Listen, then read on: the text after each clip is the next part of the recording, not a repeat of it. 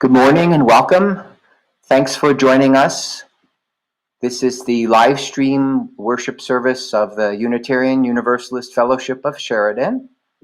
I'm Victor Asher. I'm chair of the worship committee, and I'm joined this morning by Ian Wallace and by Grace Cannon. And hopefully we'll have a worthy service for you. We're finishing up the theme of freedom and responsibility. I will invite announcements, which you can chat in, or you can send them to Ian's phone, 307-461-7403. And while we're waiting for other announcements to come in, I would like to announce that anybody that would like to join the outdoor meditation, 6 feet apart in my backyard at 4:30 this afternoon, for an hour. So if you're into trying meditation, please feel free to join us. And I'll also mention that next month's theme is prayer and is being coordinated by Jules Craft. And it'll be interesting to see what you do with prayer. That's not an easy subject for us, but I know that Jules is up to the challenge, and hopefully we'll have some worthy services. Let me just see, are there other announcements this morning? I'm not seeing any come through the chats. Okay. And have you gotten any? No. I might make an announcement. Mm-hmm. So I've been trying to work with a group of folks, organizing a group called More Inclusive Sheridan Community, MISC for short. So we're in like very beginning stages of trying to bring people together around projects that will create space for people to feel welcome. And so if anybody is interested in that type of project, I would love to start to get the word out and bring more and more folks in. So I guess a good way to get a hold of me, you can email me. My email is g.v.cannon, C-A-N-N-O-N, @gmail.com. And maybe I'll write that in the chat as well. So yeah, anyway, maybe I'll make more announcements when there's really specific things, but that's just a project I'm working on. So the V is for Victoria, perhaps? It's for Volate, but it's funny. I always say V as in Victor, actually, Victor, because nobody knows what that word is. Volate is a family name. It's hard to relate. Exactly. They say, what? What is the letter? What is the name? So g.v.cannon at gmail.com, and I'll even type it in here too. Cool. Thank you. Thank you for that announcement. And if there are no other announcements, I'd like to offer some opening words written by John Higgins. Welcome to this place. This is a home where no revealed truths are promoted and no scripture or human being accepted as infallible. This is a place for searching for truth. We are believers. We believe in intellectual freedom. We believe in justice. We believe in compassion and concern for each other and for the whole world. We believe in commitment to those ideals which make us caring and active in the struggles for human dignity. We are Unitarian Universalists. And now I invite you to listen along for our morning music, which we are dedicating this morning to the Representative John Lewis, who is being remembered today across the United States for all his work in social justice and voting rights and human rights. And I'm sure he is being missed greatly by many, many people around the world. This music is called Freedom Come to Me. It is what we call a Negro spiritual. I don't know if that language is still acceptable. But anyway, I hope you enjoy the music. Freedom Come for Me.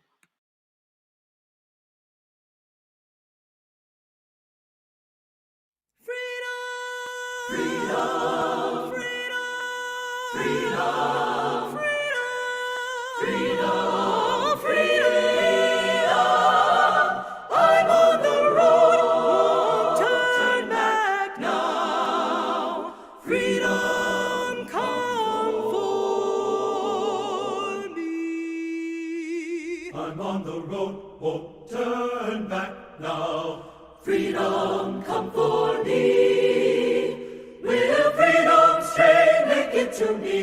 now, freedom come for me. Oh, freedom, freedom, freedom, freedom, freedom, freedom. I'm on the road, won't turn back now. Freedom come for me. I wanna go to freedom shore. Freedom come for me. The only place I'll find my Lord. Freedom come for me. We've come too far. Keep your hand on the plow. We've had too much. No, don't give up now. We take too long just to let it die. Freedom come for me. Oh, freedom. Freedom. Freedom. Freedom. Freedom. Freedom. Freedom. I'm on the road, won't turn back now. Freedom come for me. Oh, freedom. Freedom. Freedom. Freedom. Freedom. I wanna go to freedom shore. Freedom. Freedom come for me. Freedom come for me. Oh, freedom come for me.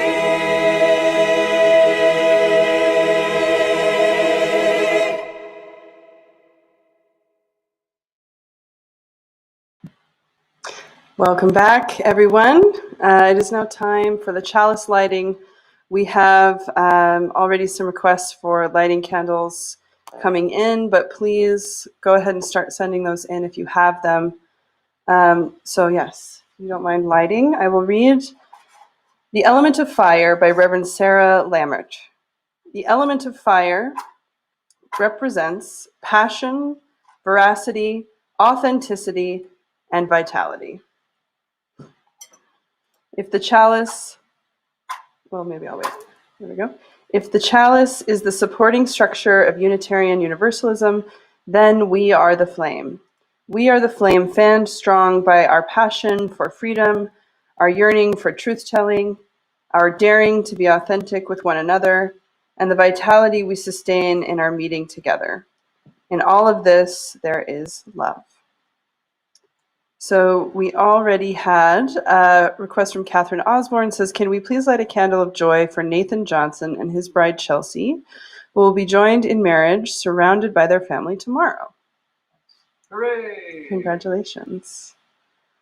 And then from Janet, she asks, please light a candle of concern for Linda and Ron Smith's 7-month great-granddaughter, who continues to have major health challenges after 2 heart surgeries and many complications.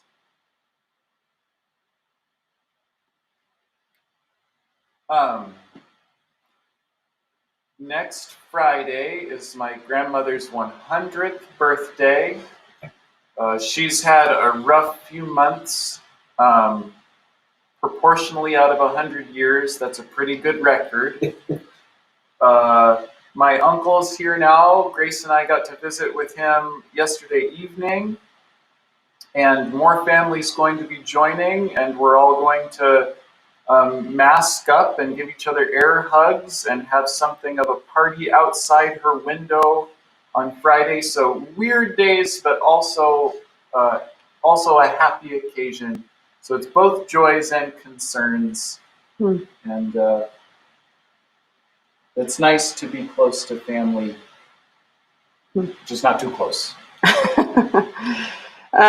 We also have from Janet a second candle for joy, a joy. Ron came through a surgical procedure on his back and things seem to be going well. He used the word successful and surgery in the same sentence. Good. That's very good. It's the kind of surgery.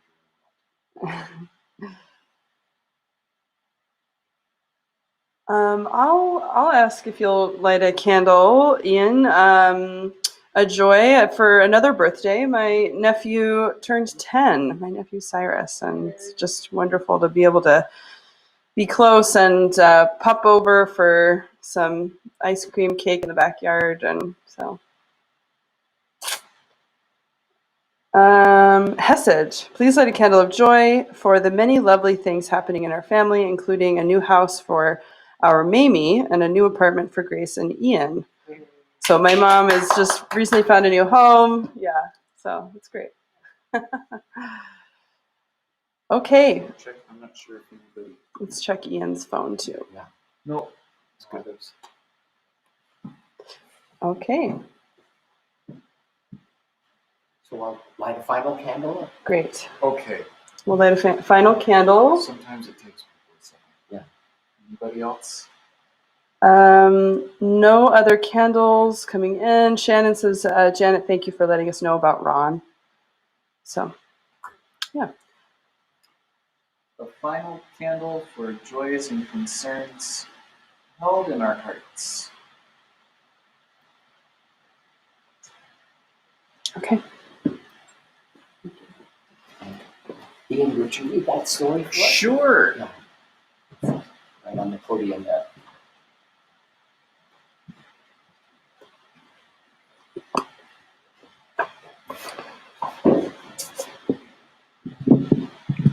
The story for all ages is titled Crow and Partridge.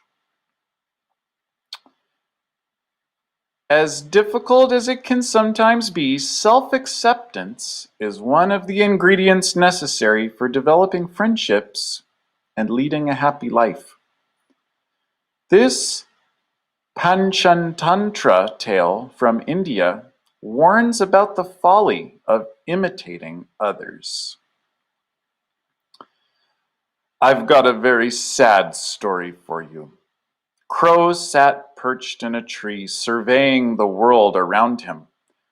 A partridge crossed the path below. Crow watched for a while and thought, "What a beautiful way of walking that partridge has." And for a few moments, he sat mesmerized. Is there a partridge around here? Crow noticed that Partridge took tiny steps. He moved his feet quickly and delicately. Crow flew down. Is there a crow here?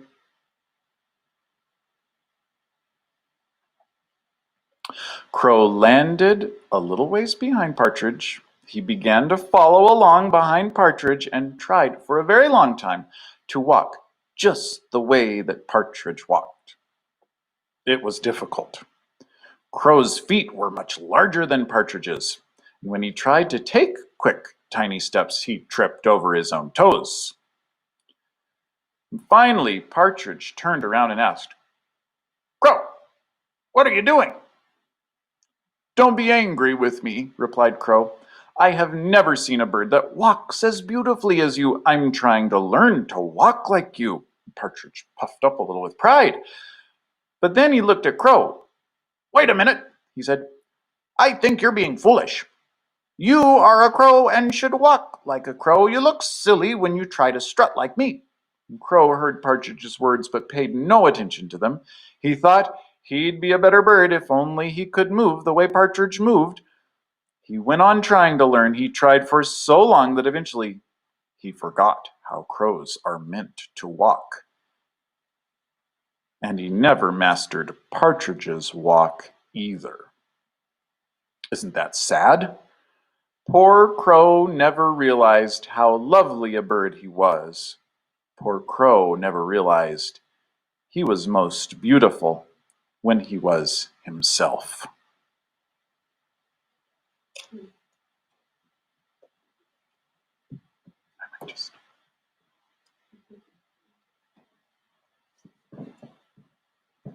Thank you for reading that, Ian. Yeah. So now we have a moment of meditation and reflection, and I will read some words. Following the words that I read, I will invite people into silence, and then after a period of silence, we will sing Spirit of Life. This is called Discovering Our Potential, and it's by Reverend Charles Magistro. I am amused by the view that it's easy to be a Unitarian Universalist. It's as easy to be a UU as it is to search the murky waters of life without sure charts to guide us or any guarantee that we will find a safe port in which to put down anchor. It's as easy to be a Unitarian Universalist as it is to overcome the natural fear of the unknown and to venture forth with nothing to sustain us, save our zest for living and our hunger for new experience and new knowledge. Our way in religion is not the way of ease. We are called sailors, for many worlds exist waiting to be discovered, and not the least of them are within ourselves. It takes much persistence, courage, and curiosity to look into our own depths, to come to terms with the twin mysteries of being alive and having to die, to see ourselves in new and larger ways without being dishonest about our limitations. We have only begun to discover our potential.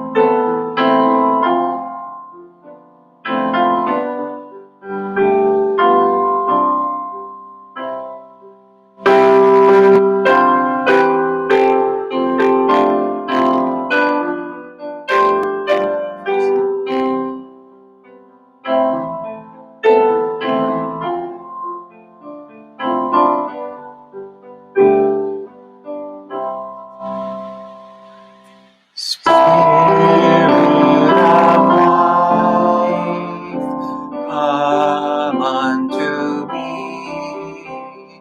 Sing in my heart all the stirrings of compassion.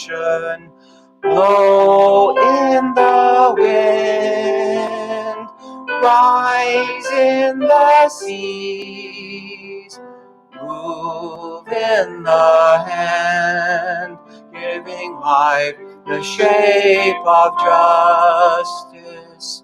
Roots hold me close, wings set me free. Spirit of life, come to me, come to me.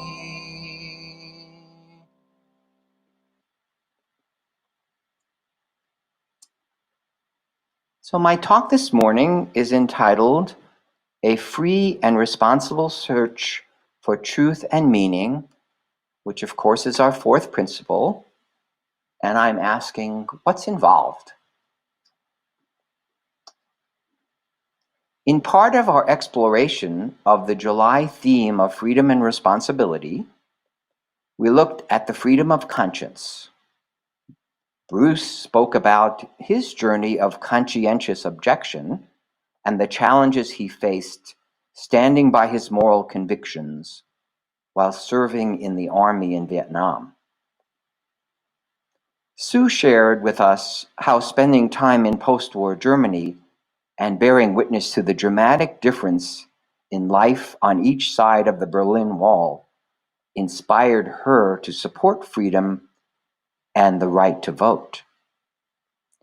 Both of these presentations, in my view, paid homage to our fifth principle, the right of conscience and the use of the democratic process in our congregation and the world at large.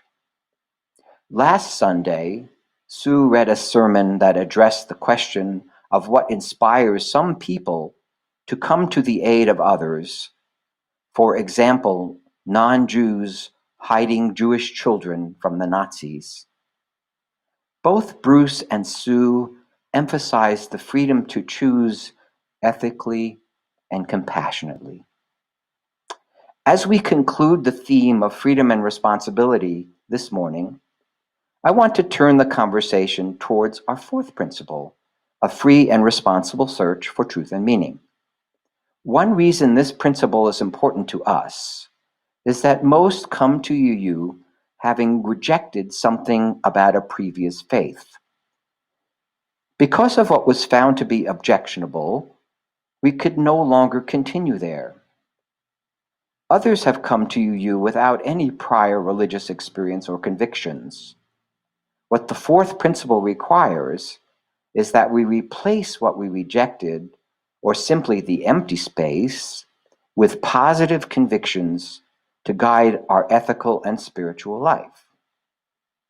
I think it is fair to say that the UU principles as a whole provide a strong ethical foundation and leaves it to each individual to build a belief system and spirituality or theology to support that ethical base. Does that sound right to you? It has been said that responsibility goes hand in hand with freedom. Currently, as we deal with the COVID-19 pandemic, there are people who refuse to wear a face mask because they declare it an infringement on personal freedom. They will incorrectly reference the US Constitution. Does the US Constitution really provide for unrestricted liberty? The First Amendment guarantees freedom of speech, but clearly not when it endangers others. The right to bear arms doesn't mean we can shoot whenever and wherever we like. Demanding freedom while taking no responsibility shows a disregard for the welfare of others. Choosing not to wear a mask in a crowded place means endangering others. Beyond the Constitution, do we not as human beings have the responsibility not only to avoid harming others, but also to help one another? For me, the free and responsible search means in large part responsibility to others. Reverend Ken Pfeiffer said, "Freedom without responsibility degenerates into license of mere indulgence or personal whim." On the other hand, responsibility without freedom is a dismal prospect. None of us want to be a slave. When I worked as a psychologist for the VA, the best assignments I had were the ones where I was given a good deal of freedom.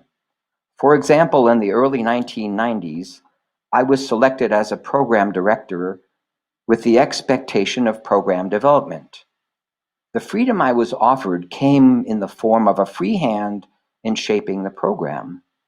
But there was a clear understanding that I had to be responsible to ensure I was serving the needs of veterans as well as could be done. This work was personally satisfying, and I am proud of it. I have also had duties, as I'm sure most of you have had, where I had varying degrees of responsibility, but little freedom. Those were difficult assignments. In shaping my evolving faith and beliefs, freedom and responsibility have been the guideposts within which I have been able to search for truth and meaning in my evolving faith. I wonder how many of you have found the same to be the case. Perhaps this could be a point for discussion.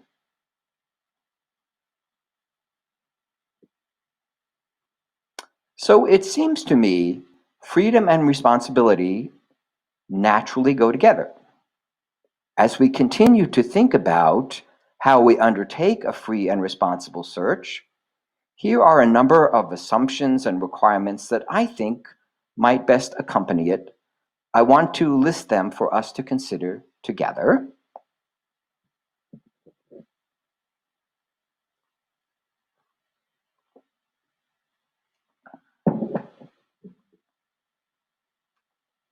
First, the fourth principle implies that no one has an absolute hold on spiritual truth. Some religions, of course, claim to. The fact is that there are so many different religions and subdivisions within them, it itself tells us that there can't be one truth. The stand that Unitarian Universalism takes is that there is at least some truth to be found in all the major religions, humanism included. Our 6 sources obviously bear this out. Some of you will remember the analogy Reverend Forrest Church created about the cathedral of the world. In this analogy, he asks us to imagine the different colors shining through the stained glass windows of the cathedral onto the floor. Reverend Church said each color represents a different faith, but all of them draw their light from the same source, the sun. In a similar way, all religious traditions and paths are an attempt to understand and relate to this common source. So the search for truth and meaning is an attempt to grasp what we can only know through our limited knowledge and biases. Or stated in another way, we approach spiritual truth with the bias that is our own particular color of stained glass. Because no one religion has nor can have absolute truth, we had best be humble about our conviction. The Talmud says, the wise person is the individual who can learn from all others.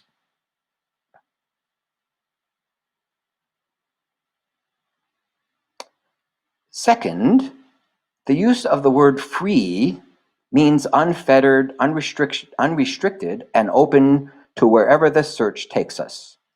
It definitely does not mean it comes without cost.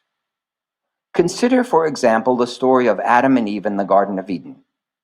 Their life started as an easy, blissful one, with all needs taken care of, as long as they simply obeyed the rule of not eating from the tree of knowledge of good and evil. In the standard interpretation, this is the story of the fall of humans because of disobedience and sinfulness. In an alternative explanation, the story tells us that in the pursuit of knowledge of good and evil, we will lose some of our blissful ease of living. Adam and Eve were punished by being evicted from the Garden of Eden, thereafter having to fend for themselves to survive. Similarly, we'll likely experience some stress and discomfort when we discard dogmas that might have provided security in order to gain a degree of truth and authentic personal meaning. Many would rather cast their allegiance with an authority in matters of religious faith than to think for themselves. The appeal to authority in hope of a secure afterlife is also the abrogation of what UUs define as our fourth principle. Psychologist and social commentator Eric Fromm stated that those who do not think for themselves desire to, quote, escape from freedom. They don't want to let go of their security blanket in order to examine beliefs that may have been inculcated in childhood but not reviewed. In my late teens, I had to make a very difficult choice between living in a religious community that embraced convictions that I could not accept logically or morally, or to tear myself away. I chose the latter at considerable loss of family relationships, friendships, and other community connections, as well as a sense of security. It left me feeling empty and anxious for a while. Michael Servetus had it much worse than I did. This 16th century Unitarian theologian and scholar was burned at the stake for heresy against the Christian faith. He could not accept the Trinity, either based on the biblical text or logically. As a more recent example of courage in the free and responsible search, an evangelical minister of a large church in Oklahoma came to the conclusion that a loving God would not condemn people to hell. He then stopped preaching about hell and damnation. The result of this change in theology was the loss of his church and most of his congregation. He and a few of his parishioners then joined the UU Church in Tulsa.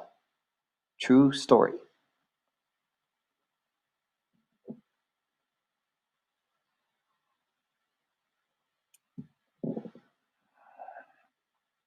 This leads me to the third assumption and requirement of our free and responsible search.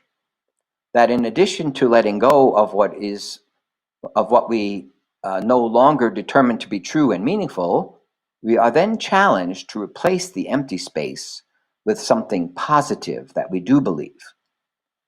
We want freedom from dogmatic beliefs that don't resonate with us. We also want the freedom for the pursuit of something new to take the place of what was discarded. It has been pointed out by UU leaders that the replacement process is a pitfall for many. It is often a welcome relief to join a community like ours that is free of dogma. However, that is not supposed to be the end of the journey, merely the first steps. I am reminded here by something else that Reverend Frank Church wrote. He would often challenge newcomers to his congregation by saying, "Tell me about the God that you don't believe in. I probably don't believe in him either." I have a hunch he was challenging these newcomers to begin their free and responsible search for new truth and meaning. One of the freedoms and opportunities we have as UUs is that we are encouraged to look to many sources in our search and to discover which sources speak to us. This is not heresy for UUs. In addition, UUs believe that revelation was not something that occurred to a few prophets in the time of the Bible, but in fact is open to all people in every generation. So we really have a wide field to draw from in our search, and everyone can do it. The Buddha said, enlightenment was available to all. Fourth, the free and responsible search is not a once and done process. We say in our Sheridan congregational mission statement, quote, "We welcome change as knowledge advances." Speaking of UUs, the Reverend Tom Owen Toll put it this way: "At our truest, free thinkers keep expanding. We stay evergreen, avoiding psychosclerosis, the hardening of the mind and spirit." I hadn't heard about psychosclerosis before. I suspect most of you hadn't either. Fifth, the search as I see it should lead us to convictions that strengthen our resolve to improve the world.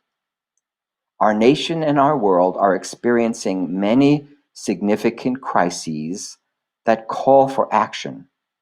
As you are all well aware, people of color are discriminated against and killed simply for the color of their skin. More and more animal and plant species are becoming endangered and extinct.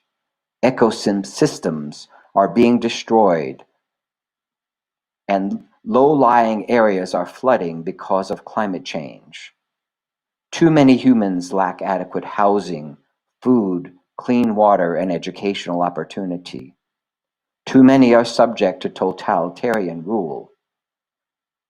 Too many as well are denied access to health services. Currently, peaceful protesters are being assaulted by government troops on the street of Portland.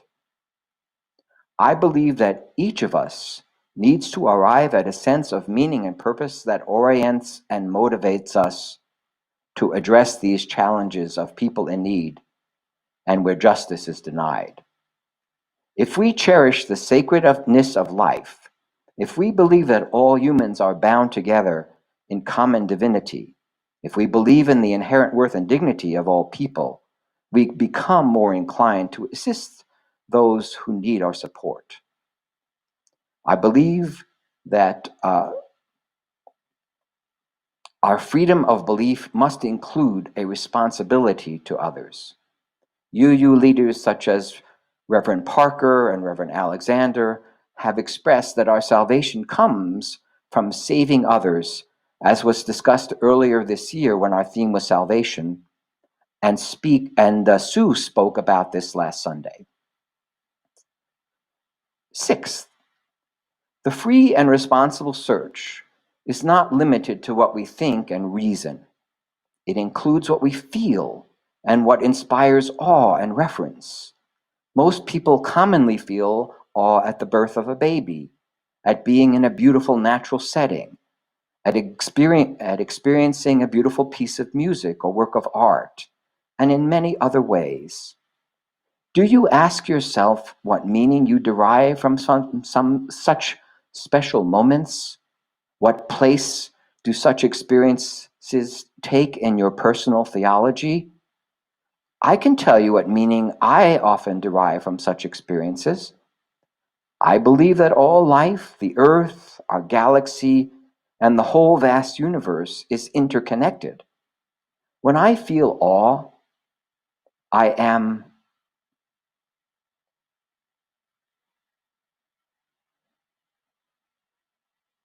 I'm sorry here. When I feel awe, I feel a sense of connection to a larger whole. For me, it is the same unity that created us and gave us a mind and a heart. As Reverend Alice Blair Wesley said, quote, I look to the meaning of language in the live effects of named ideas and not in dictionaries. Do you try to integrate your feelings of awe with your theological beliefs? Seventh, as Reverend Kendall Gibbons stated, our search for truth and meaning benefits considerably from the opportunities to share among others in a supportive community of faith. When we share and explain faith experiences to others, it helps to clarify our thoughts and feelings. Sharing our peak experiences, revelations, moments of awe and wonder can help to validate them and reinforce them as personal spiritual guidance. Judging by some of our heartfelt discussions and conversations we have had together, I feel that our fellowship has been helpful to many, including myself.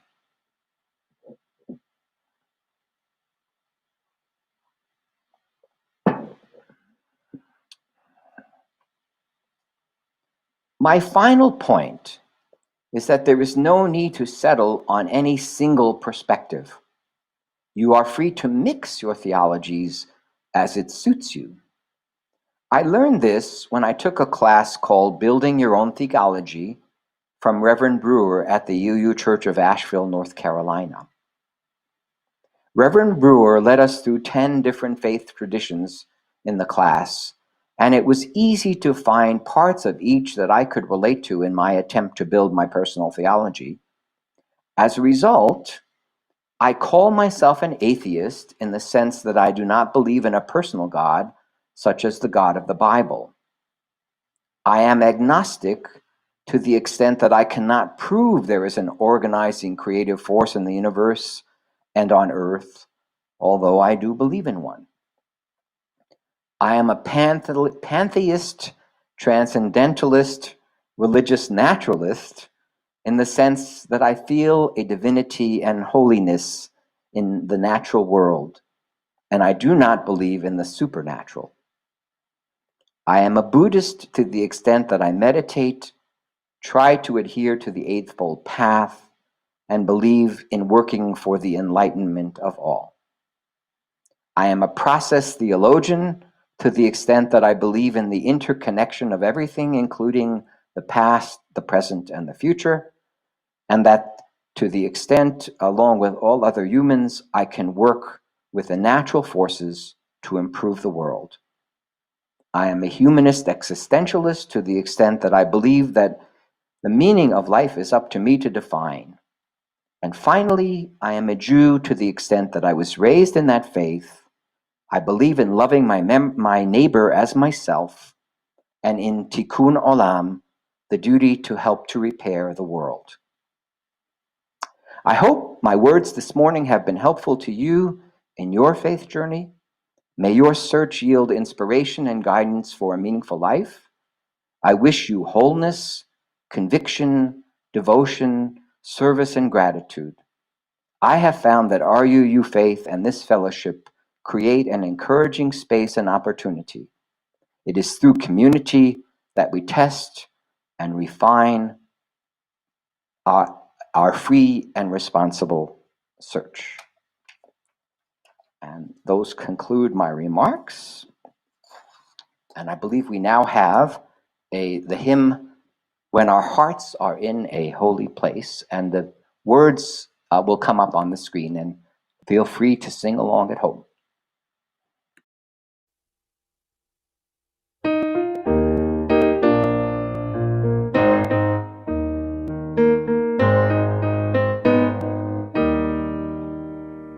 When our heart is in a holy place, when our heart is in a holy place, we are blessed with love and amazing grace. When our heart is in a holy place, when we trust the wisdom in each of us, every color, every creed and kind, and we see our faces in each other's eyes. When our heart is in a holy place, when our heart is in a holy place, when our heart is in a holy place, we are blessed with love and amazing grace. When our heart is in a holy place, when we tell our story from deep inside, and we listen with a loving mind, and we hear our voices in each other's words, then our heart is in a holy place. When our heart is in a holy place, when our heart is in a holy place, yeah, we are blessed with love and amazing grace. When our heart is in a holy place, when we share the silence of sacred space, and the God of our hearts stirs within, and we feel the power of each other's faith, then our heart is in a holy place. Then our heart is in a holy place. Then our heart is in a holy place.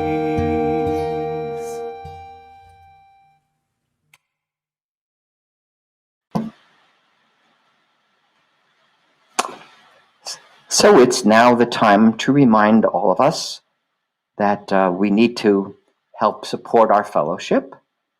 And so if you are willing and able, you can send a check to Ramona Stein, UUFS Treasurer, 1590 Sugarland Drive, number B206, Sheridan, Wyoming, or from our website, sheridanuu.org, Tithely, I think that's how you say it, or you can actually click on the link that's in your order of service. And so will you please join me in blessing this offering? Let this be an offering to sustain and strengthen this place, which is so sacred to many of us, a community of memory and hope, for we are the keepers of the dream. And I have a few closing words for us.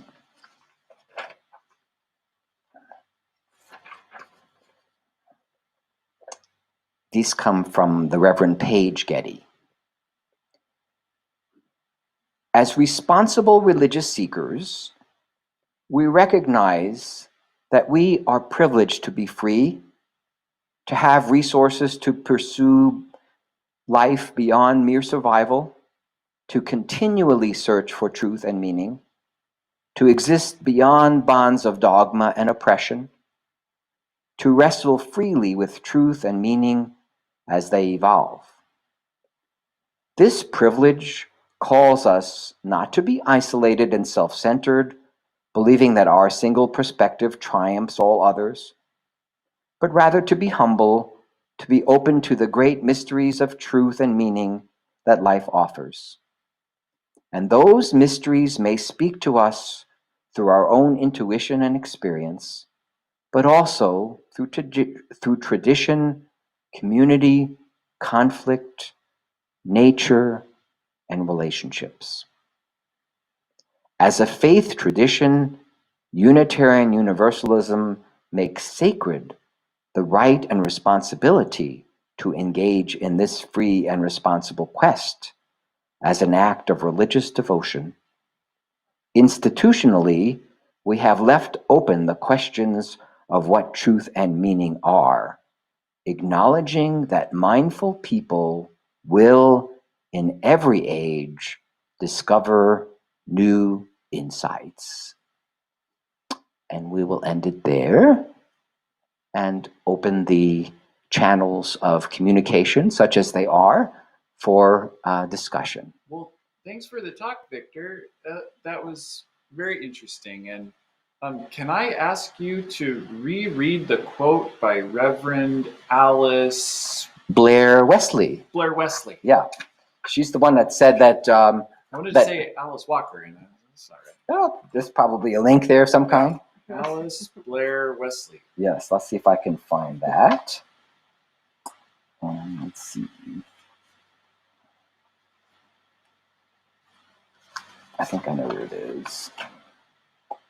She said, I look for meaning of language in the live effects of named ideas, not in dictionaries. Live effects of ideas, yeah. So she wants to experience meaning rather than read about it. Yeah, that's the way I understand what she's saying.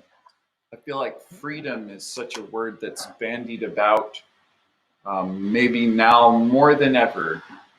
And sometimes it seems like freedom means that you don't get to choose the ways in which you're going to behave, that to be free means you must conform. To be free means you must conform? In the sense that she's illuminating Mm-hmm. the effects of a certain type of behavior that follows on people claiming to uphold freedom, that what they seem to be acting out is a type of a conformity. Ah, I see what you're saying now. So Yes. they claim freedom, but their behavior belies that. They're not, I mean, their behavior is contradictory to their statement that they're being free. They're actually conforming, but they're expressing that they're being free. So it's a contradiction between behavior and expression. Well, maybe in that sense, you're free to conform, and so they are exercising their freedom. But in another sense, they're not. But That's your point, yeah. Yeah. Yeah. Yeah. I don't know. So yeah, I mean, and I don't want to be too political here, but people get their news from particular sources, right? And they don't pay attention to other sources, and so they think they're exercising their freedom of belief and freedom of understanding, and actually they're being fed stuff that causes them to behave in certain ways. Maybe all of us that's true for. Well, I think it's something that I always attempt to keep in mind when I am being critical of people whose beliefs I disagree with, is to find the ways in which I myself am falling into similar patterns. Yeah, that we all have biases. Right. Yeah. So sometimes it's pretty obvious that we have. I mean, I can say it's obvious to me that I was raised in a tradition where I was told to believe certain things. It was very, very explicit. I went to a parochial school where I was taught very explicitly, this is what we believe, right? And on pain of going to hell if you don't do these things that we're telling you. If you don't believe these things, right? So I was a very frightened young person, and so I conformed, and I didn't feel I had freedom of belief, right? Yeah. Jules chimes in. She says, "Thank you for this, Victor. I see what Ian is saying. I often think about how much easier life would be if I adhered to a certain dogma and could just be told what to do, believe, vote for. Yes. But what kind of life would that be?" Yeah. Exactly, Jules. Yeah. It's making me think of that Hannah Arendt quote that we've discussed, trying to translate it. Keiner hat das Recht zu gehorchen. So, like, obedience is not a right. There's no freedom to obey. Yes. Is my attempt to sort of translate that idea. And I had a connection with your talk today, Victor. I often have on the mind, the evolution of our species, because we are really exceptional. Like, there's nothing else like the human being on the planet, despite the fact that we're rooted in a big family of animals. There are chimps and apes and porpoises and whatnot and whales, but this is a whole other thing that we have going on. Right. And it seems like something about that story of the fall is a little bit of rebelliousness. Yeah. It's a little bit of challenge. There's a challenge there, yeah. We're built to challenge. We're built to challenge each other. That's right. And I'm glad you see the story that way. Yeah. Rather than that we're being bad, right? Well, there's something essentially human about needing to find our own way, right? Yeah. Not just taking it on dogma. You shall not do this. You must do that. And that's a real double-edged sword. Yes. Not to use a militaristic metaphor, but what's a non-militaristic way of saying that's a double-edged sword? It's both a pitfall and an opportunity. Yeah, there's opportunities and pitfalls inherent in that. Yeah. So let me comment about Hannah Arendt. Yeah. For people that don't know who Hannah Arendt, is she still alive? No, passed away probably. But she was a German citizen, and most of her political philosophy grew out of her horror at the Nazi thing, and her work on freedom was an attempt to try to understand and hopefully prevent something like a totalitarian. We should be reading Hannah Arendt right now, shouldn't we? Yeah. Great lady.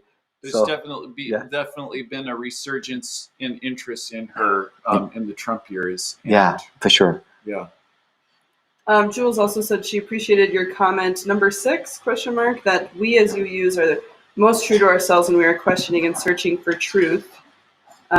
Maybe Adam and Eve were UUs. Wonderful talk.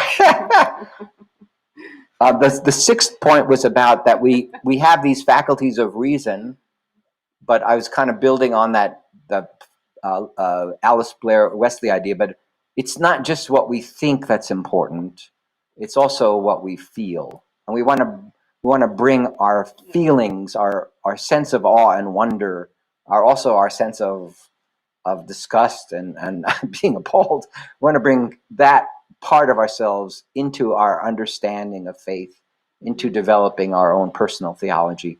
So that was the sixth point. I'm not sure what else Jules was trying to get me to comment on there. Well, I need to refrain from jumping in with my deep interest in the connection between awesome and awful, because I am fascinated. Like, we went hiking in the high country and we were awe-inspired, but since then I also paid a visit to the Buffalo Dump, and I also felt deeply moved by that.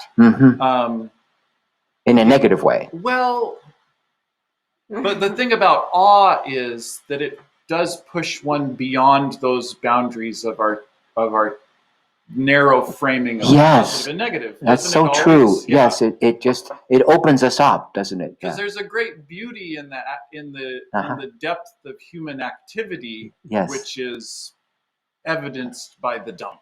Yeah. You know? Cal has a comment. Sure. He says, "Thank you, Victor. Very timely talk. I've been thinking a lot lately about this freedom responsibility balance. More awareness that responsibility involves not only acknowledgement that I am responsible, but action based upon that acknowledgement. Yes. And also responsibility for that action, and so on." Yeah. Yes. Thoughts? Just that I totally agree with Cal. Yeah. So, you know, when we come to a realization of, you know, a stance that we want to take, because let's just use an example. We believe in the idea of human worth, and then we see examples of people being treated badly. So we it's not just that we keep this in our minds. We are responsible now because we believe that, we see it's happening, we feel something. We are duty bound to act. We're duty bound to help our fellow humans. I could not agree more with Cal, and it tells me that he was at least listening deeply to what I was saying, or maybe he just had that idea before. Probably he had it before. He's a very thoughtful person. Thank you, Cal. I wanted to offer too, you know, towards the end, the old thing, right? Love thy neighbor as you love yourself. It hit me in a different way with the context of your talk today, Victor, too. The idea that, like, there is a crisis in how we love ourselves. And so, like, even to be called to love your neighbor the way you love yourself, if you've neglected an appreciation for yourself, what does that mean, right? So, like, that can go hand in hand with the way that we take care of ourselves, the freedom and responsibility in caring for myself, to then let that go outward. If I've neglected, like, that love and care inwardly, how can I love somebody else the way I love myself, when there's also this, like, way in which we teach in our culture to not love yourself, you know, to put yourself last, to you know, sort of be disparaging of yourself. So yes, I do think that that idea of love for oneself is and ought to be a part of our free and responsible search. And I would say a part of why that's so is because if we don't have enough faith in our own ability, if we don't believe in our own worth enough, we're not going to feel competent. We're not going to feel worthy enough to pursue that search. So we have to value ourselves enough to feel that we're capable of this.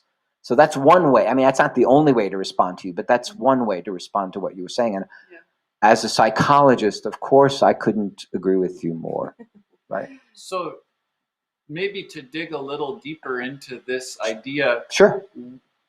when I feel, and to kind of pair it with what Cal said, this acknowledgement of the challenge of being responsible in such a complex world, Right. it does seem to strike me that there's a big difference between, we were talking about the other night, tolerating someone who you disagree with and accepting someone who you disagree with, because that acceptance opens up a door that you can then pass through and really challenge them and say, these things that you're doing are hurtful. Yes. And so I guess maybe my question is, can that be authentically done if one hasn't plumbed the depths of one's own, as Jung would put it, of your shadow, of your dark side, side as a human?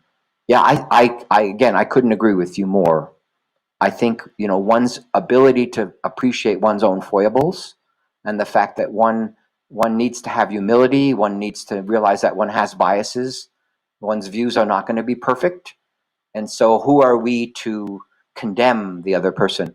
I would say that on the one hand, we may disagree completely with something that somebody else says, but if we are moving beyond tolerance to acceptance, we accept their worth as a human being.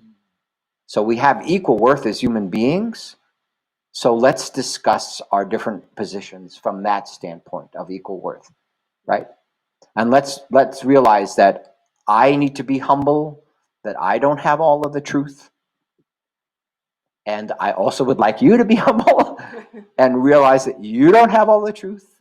And maybe we can get closer to the truth if we have those assumptions in place.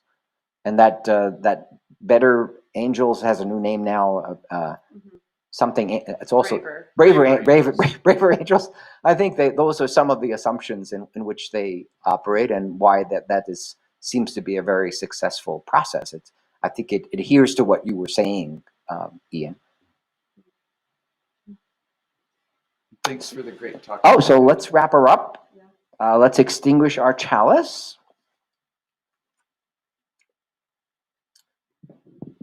We extinguish this flame, but not the light of truth, the warmth of community, or the fire of commitment. These we carry in our hearts until we are together again. And before everybody clicks off, remember that we have fellowship time, and the link for that is at the bottom of the order of service that I sent out. So thanks for being part of this, and we'll see you next week.